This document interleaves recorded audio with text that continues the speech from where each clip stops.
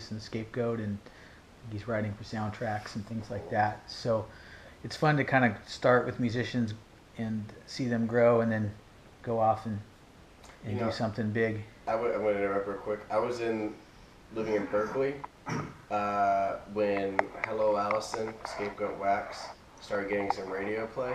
Hello Allison, I want to hold your hand. Right? And so it was on K-Fog in San Francisco. And I was living in Berkeley, and it was like the thing. Everybody was calling, play that song again, play that song again. So I became familiar with Scapegoat Wax then.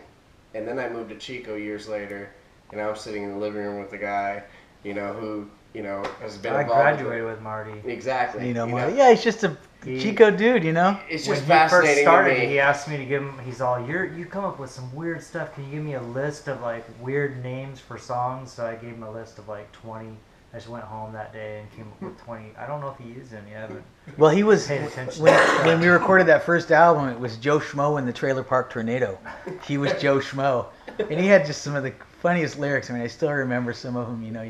He mentioned in science class, the teacher said, "What do you all want to do when you grow up?" And when he said rapper, I was like, "You're not gonna go anywhere with that." Yeah, I know, because you hear people say that, but he was tall white dude. You're not gonna go anywhere. He would take in a lot of information from people, like you were mentioning, and yeah, he was just soaking it all in, and his lyrics were really clever. And you must have diarrhea because your shit ain't together. Nice. You want to swap spots here? Sure. Get a couple more questions, a few more questions. That Oakland coat in 100-degree weather. So, we got a pretty good foundation now of past, the culture of music in Chico. Part of what we're doing with the documentary is try to kind of inspire a new wave of, music community, and obviously letting a lot of people outside Chico know about what's going on right now. So, what are some of the positives about the current music scene, but then also maybe some of the negatives? So what would you turn up and turn down? Well, there's still a lot of places to play. There's still the ability to play at parties. There's always this kind of ebb and flow of the acceptability of house parties, how late they can go. A lot of times, we got a noise complaint back in the 80s, and they were really cracking down. And there's been periods of heavy crackdown, and then they kind of lighten up. And but parties are generally accepted where bands can play. We played for a block party right on our driveway, and with the blessing of the city. And Cop lives on the block, so there's still that venue to play. There is a lot of venues. There's a lot of private venues, like the Women's Center and art galleries, funky places in the hills to play. Some of my favorite parties have been, just on people's parties, so-and-so's random yearly something stock. There's a million of them. Those are all great places to play and network with your friends and play with your friends, support one another.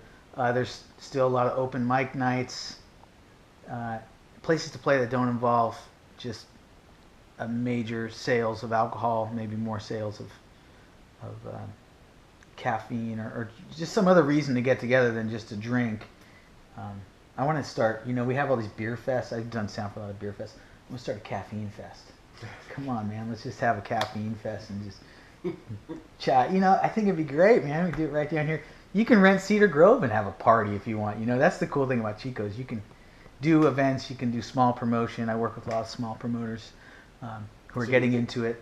Do you think bands should be more creative in their venue options then instead of, because we've heard a lot of, in interviews, a lot of people say the lack of venues is the number one problem in the local music scene. Do you think maybe more creative approach? Yeah, and I mean, for the amount of bands, I think Jason Cassidy was telling me there's like 1% of the population is in bands. So there's several, I think 350 bands was his calculation. So yeah, there are not enough venues for all those to play. So part of it would, just like everything in the Great Recession, the people that have survived it have had to really be creative. I had a lot of yearly music festivals and yearly events, Some of them caved right away. Some of them held on for a few years and then caved. Just got tired of trying to make it work. I got one or two that might. One's been going on 30 years. It might cave this year. We'll see. But maybe it'll go on for another 10 years. I don't know. But all these people have had to be super creative about how to market it, how to really cut down on the costs to make it work, how to promote smarter, and which gets into, we'll get into the flyers a little bit and how we used to promote. And then people don't even know how to promote now. Is just putting up a Facebook event page going to do it, or do you got to really pound the pavement, go down to the radio station? I recorded a song for a guy the other day, a Thanksgiving song. He's going to post it on his YouTube, Amir Malik, and he sent me a text, hey man, it's going to be on KZFR in 10 minutes. And I was so proud of the guy, like, wow, he just got this done 3 days ago. Final's done. He's going to make a video for it, but not till next Thanksgiving. There's not enough time. But he's marketing it by going and talking to DJs at KZFR, KCSC's great place, KCHO, all those places so you can kind of network and share your music. In the old days, people would put a CD out. Now people want to consume more music. I'm working on a legacy project for Danny West, who died 10 years ago, and with Mark Wilpot. And we're just taking Danny recordings, and we have enough stuff to make a box set. But we've decided to release one song at a time on, I don't know, some SoundCloud or one of those. And what it's done is it's created an avenue for people to remember and comment in on these recordings instead of having it all just come out at once. So that's a way to market more creatively. But so with all this internet stuff, how do you rise above the noise? There's a huge noise level. You got to stick through that by doing some crazy stuff, something different, something that people are interested in. The upside of it is you can have a really awesome niche. I don't know if you ever saw that movie Nerdcore, but Nerdcore is a style of music, and these guys, they did a big US tour, and their music's amazing if you're into like video games and things like that. And it turns out when they went on tour, it was really hard because they said, we have like 3 amazing hardcore fans in every town. So they're one of the first bands to have a broad niche, but then how do they get their niche to come to a show? So back to how are we going to do that in Chico? Yeah, bands are going to have to do more self-promotion. There's more house concert opportunities. There's an audio production program at Chico State and one at Butte College, and so those production companies, well, they're like companies sort of in the works. They need bands to work with, to promote. And the next really important point about how do we broaden the market and get places for people to play would be, we have to grow the market by, I might need to say this a couple different ways. We can grow our own market of places to play by educating people on what the process is for hiring a band. Probably a lot of people have never even thought about hiring a band for a party. Have you ever paid $200 to have a band play? I just paid $150. It was the most incredible experience, the best $150, having all these people show up. They're totally happy to do it. So training people that they have to pay a little bit of money to have a band come, but they can have this amazing experience with them and their friends.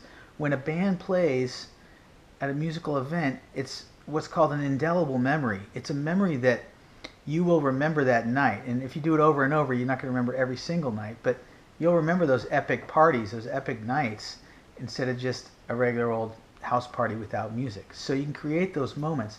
So we have to kind of train people, and I know there's been a lot of talk about that. Maybe certain people that are trying to get bands to play for free too much, and so we have to politely figure out a way to get people to pay a little bit, and then maybe scale down the expenses involved to do that. I know a lot of people have their own PA systems. Back in the old days, a lot of bands didn't, and so I'd go out and do more PA or rent people PA systems. Now everybody has one, so they can kind of throw that in on the deal. But there just has to be more creative ways to find gigs to play at. And there was a band called Bone Crushing Love, John Papa and he had a Volkswagen bus, a 1964 Volkswagen bus, and he would do these little stealth 3-song gigs, and they'd roll up in the bus like in front of Hey Wan's. They'd open the double doors. It wasn't a slider; it was a double door, and they had the drum set up, and they'd jump out and they'd play like 3 songs, yeah, and then they'd hop in and jam before the cops showed up. So there's all kinds of weird, creative little things you can do to, that's sort of like the original flash mob, micro flash, band flash mob. Just got to get creative and find different ways. It's not going to be like the old days where we're not going to go out and play every night at a bar.